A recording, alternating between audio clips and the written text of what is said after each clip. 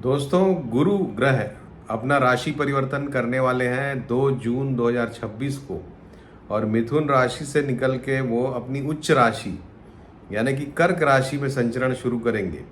तो गुरु का ये प्रभाव बहुत ही ज़्यादा आपके जीवन में बदलाव ला सकता है, उम्मीदें जगा सकता है, क्योंकि गुरु एक्सपांशन के ग्रह हैं। गुरु देने वाले ग्रह हैं, गुरु फायदा दिलाने वाले ग्रह हैं। गुरु जहाँ से भी संचरण करते हैं उसको बड़ा कर देते हैं। तो निश्चित रूप से इस संचरण का ये जो आज का वीडियो है इसको आप अंत तक देखिएगा। इसमें हम आपकी राशियों पे, आपकी लग्नों पे गुरु के इस संचरण के प्रभाव की विवेचना करेंगे, और इसके अलावा देश पे, दुनिया पे भी किस तरह का प्रभाव ये गुरु का संचरण ला रहा है इसकी बात करेंगे। तो अंत तक देखिए वीडियो को। आइए शुरू करते हैं। सबसे पहले गुरु कर्क राशि में जा रहे हैं तो देश और दुनिया पे इसका क्या असर पड़ेगा। हमारे देश की, जैसा कि आप जानते हैं कि लग्न है वृषभ और राशि है कर्क। अब कर्क राशि में ही गुरु जा रहे हैं तो वृषभ से तीसरे भाव में गुरु का संचरण और राशि के ऊपर यानी चंद्रमा के ऊपर से संचरण, ये हमारे देश के लिए बड़े ही परिवर्तनकारी परिणाम लेके आएगा। गुरु, जैसा कि हम जानते हैं कि जुडिशियरी के कारक ग्रह हैं। गुरु जैसा कि हम जानते हैं धन के कारक ग्रह हैं। तो धन के मामले में जो परिस्थितियां विपरीत हैं उनको सुचारू करेंगे गुरु। सारी दुनिया में, हमारे देश में ही नहीं, सारी दुनिया में जो आज इकोनॉमी एक तरह से बहुत ही मार्जिनल पोजीशन पे आ गई है, क्योंकि युद्ध ऐसा चल रहा है ईरान और अमेरिका के बीच या इजराइल और ईरान के बीच, जो भी कहें, तो उसकी वजह से सारी अर्थव्यवस्था पे अभी प्रश्न चिन्ह खड़ा हुआ है सारी दुनिया की। और निश्चित रूप से गुरु का 2 जून का ये संचरण उसमें काफ़ी सकारात्मकता लेके आएगा। लेकिन 2 जून तक अभी आने में 1 महीने का समय है दोस्तों। पास्ट से हमको सीखना चाहिए और पास्ट में हमको ये देखना चाहिए कि कब कब गुरु उच्च के हुए। तो ये पिछले 3-4 बार का मैं आपको डिस्क्रिप्शन दूंगा और उस समय क्या हुआ था वो आप देखेंगे, तो उसको फिर कंक्लूड हम लोग करेंगे। 77-78 में गुरु जो है उच्च राशि में थे और उस समय इन्वायरमेंट से रिलेटेड काफ़ी दुनिया भर में उसके बारे में अवेयरनेस बढ़ी थी। 89-90 में गुरु कर्क राशि में थे। बर्लिन वॉल को गिराया गया था उस समय, यानी कि 2 देश मिलके एक हुए थे, और नेल्सन मंडेला की रिहाई हुई थी।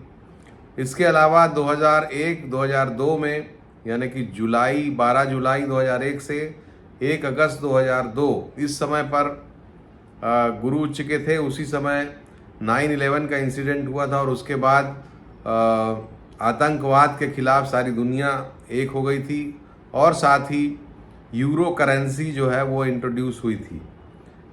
इसके अलावा 2013-14 में भारत में सरकार बदली गई थी। सरकार बदलने के पहले भारत में काफ़ी प्रोटेस्ट हुए थे, जनता निकली थी और जनता ने उस समय की तत्कालीन सरकार का विरोध किया था, और इस तरह से ये एक सोशल अपहीवल उस समय भी हुआ।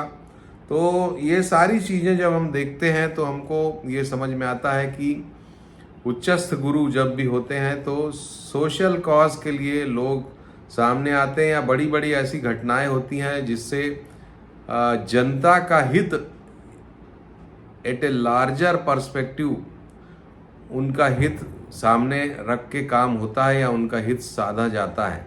तो जनता के भले का काम होता है जब जब गुरु उच्च के होते हैं। तो ये जो समय है 2 जून से, जैसा मैंने कहा कि उसके पहले बहुत सारे उलटफेर होते हैं, और उस उलटफेर के बाद जनता जो है उसके भले की कुछ बात होती है। तो अभी जैसा कि ये जो समय चल रहा था, अभी ये जनता के लिए काफ़ी ख़राब समय चल रहा था और चल रहा है, जबकि इकोनॉमी एज ए होल पूरी दुनिया की डोलड्रम्स में है, परेशानी में है। और अब जो है ये गुरु का जो उच्च का होना है, ये निश्चित रूप से इसमें एक रिमझिम बारिश की तरह असर करेगा, एक मेडिसिन की तरह असर करेगा, मलहम की तरह काम करेगा, ऐसा मेरा मानना है। तो गुरु का ये जो संचरण है ये सामाजिक रूप से अच्छी चीज़ें करेगा, और प्रोटेस्ट वगैरह हो सकते हैं, हमारे देश में भी हो सकते हैं, उससे इनकार नहीं किया जा सकता। सारी दुनिया में जो भी, जैसे यूएस में ट्रम्प के अगेंस्ट में तो प्रोटेस्ट हो ही रहे हैं, और भी ज़्यादा हो सकते हैं आने वाले इस समय में। सारी दुनिया में जहाँ पर भी लोग किसी मामले में अगर कोई पीड़ा महसूस कर रहे हैं तो वो सड़कों पे आने में बिल्कुल भी नहीं हिचकेंगे उच्चस्थ गुरु में, ऐसा मेरा मानना है। दूसरी बात, जैसा मैंने कहा कि ये एक मलहम की तरह काम करेगा, तो सारी दुनिया की इकोनॉमी पे इसका पॉजिटिव असर हो सकता है। जो सारी दुनिया में अभी जो परेशानियां चल रही हैं उसका समाधान निकलता हुआ हमको दिखाई दे सकता है। इसके अलावा गुरु जो है वो चूँकि जुडिशियरी के कारक हैं, तो गुरु के उच्च के होने से जुडिशियरी पे लोगों का विश्वास बढ़ने वाले फैसले हो सकते हैं। ऐसे फैसले हो सकते हैं जिससे लोगों का भरोसा जो है जुडिशियरी पे बढ़ेगा। बड़े फैसले जुडिशियरी इस समय पर कर सकती है, तो ये एक तीसरा एंगल है। इसके अलावा गुरु का उच्च होना कहीं ना कहीं समाज में आध्यात्मिकता को, धार्मिकता को भी बढ़ाने का काम करता है, तो वो भी हमको इस समय पर देखने को मिलेगा। अमेरिका के लिए, चूँकि अमेरिका की लग्न के या राशि के सापेक्ष ये गुरु का संचरण नेगेटिव जा रहा है, तो अमेरिका में कुछ बड़ी घटनाएं हो सकती हैं। जैसे कि अभी हालांकि ट्रम्प पे गोली वाली एक घटना कल फिर हुई है, तो ट्रम्प पे गोली चलने की बात हो, या अमेरिका में ही आतंकवादी हमले हो, या अमेरिका में कोई दूसरी परेशानियां हो, ये चीज़ें हमको उच्चस्थ बृहस्पति में अमेरिका में देखने को मिल सकती हैं। ये मेरा मानना है। आइए अब जानते हैं कि आपकी राशियों और लग्नों पे क्या प्रभाव पड़ेगा गुरु के इस ट्रांजिट का।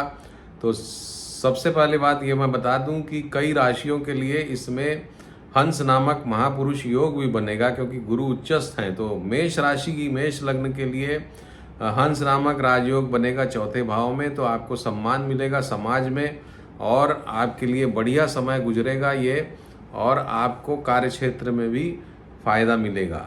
वृषभ के लिए ये आपके लिए आपकी डीलिंग्स में सहायता देगा, आपके पिलग्रिमेज में सहायता देगा, बड़ी जगह की यात्रा आप कर सकते हैं, हायर स्टडीज़ आप परस्यू कर सकते हैं। मिथुन राशि के लिए धन के स्थान पे धन को बढ़ाने वाला होगा, मान सम्मान को बढ़ाने वाला होगा, घर में सुख सुविधाएं सब अच्छी रहेंगी, और अच्छा सुचारू जीवन ये चलेगा इसकी वजह से।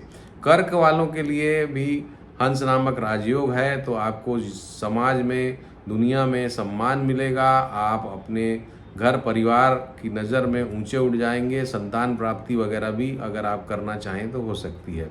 सिंह राशि या सिंह लग्न के लिए 12वें भाव में अगर गुरु आपकी कुंडली में खराब है तो लिटिगेशन वगैरह हो सकता है, केस मुकदमा हो सकता है, स्वास्थ्य खराब हो सकता है। गुरु अगर अच्छे हैं तो ये अच्छे कार्यों में आपका धन खर्चा कराएगा, आप मकान ले सकते हैं, गाड़ी ले सकते हैं, या आपके घर परिवार में किसी का विवाह आदि होगा। कन्या के लिए ये 11वें भाव में आपके दोस्तों के साथ, आपके दोस्तों के लिए, बड़े भाई के लिए बहुत ही अच्छा समय है। ग्रुप एक्टिविटीज़ में आपको सफलता मिलेगी, अच्छा धन, मान सम्मान, संतान आदि की प्राप्ति के लिए उचित समय है। तुला राशि के लिए 10वें भाव में आपके लिए भी ये योग बना रहा है, तो इस राजयोग में आपको सिर्फ ज़्यादा अपने आप को बोस्ट नहीं करना है, अपने सहकर्मियों के साथ अच्छा व्यवहार रखना है। अगर खराब करेंगे तो आपके लिए कार्य क्षेत्र में समस्या आएगी, अन्यथा आपको भी प्रमोशन, उन्नति वगैरह मिलेगी। वृश्चिक राशि के लिए, वृश्चिक लग्न के लिए ये आपके जीवन में सुख, शांति, समृद्धि प्रदान करने वाला होगा। स्वास्थ्य के संकट दूर होंगे, संतान का भाग्योदय होगा, हायर स्टडीज़ कर सकते हैं, पिलग्रिमेज होगा। धनु राशि वालों के लिए एंसेस्ट्रल प्रॉपर्टी वगैरह की प्राप्ति ये करा सकता है। मेटा फिजिकल चीज़ों में, आध्यात्मिकता में रुचि बढ़ा सकता है, ज्योतिष में रुचि बढ़ा सकता है। इस तरह की चीज़ों में आप ज़्यादा ध्यान देंगे। इसके अलावा अगर आप इंश्योरेंस सेक्टर से जुड़े हुए हैं या अगर आप ऐसा कोई काम करते हैं जो कि जिसमें लोगों की मेमोरीज़ के साथ में आपको डील करना पड़ता है, तो उसमें आपको लाभ होगा। इसके बाद मकर राशि के जीवन में परिवर्तनकारी समय ये लेके आएगा। चेंज ऑफ प्लेस हो सकता है। इसके अलावा कोई बड़ा कार्यक्रम, कोई बड़ा समारोह आप करेंगे, आध्यात्मिकता में वृद्धि करने वाला होगा। इसके अलावा विवाह आपका हो सकता है। विवाह योग्य अगर आप हैं तो आपके जीवन में विवाह की शहनाइयाँ बज सकती हैं। कुंभ राशि वालों के लिए ऐसे ही 5वें से 6वें में जाना गुरु का अच्छा नहीं है। जो एक मानसिक संबल आपको मिल रहा था उसमें थोड़ा कमी महसूस करेंगे। लेकिन एक चीज़ है कि अगर गुरु आपकी कुंडली में अच्छे हैं तो आपको स्वास्थ्य से संबंधित जो तकलीफ़ें थीं अगर, तो उसमें कुछ सहायता मिल सकती है। इसके अलावा जो आपके अगर कोई लोन्स वगैरह आप लेना चाह रहे थे तो वो फाइनेंशियल जो आपकी प्रॉब्लम थी वो सॉल्व हो सकती है।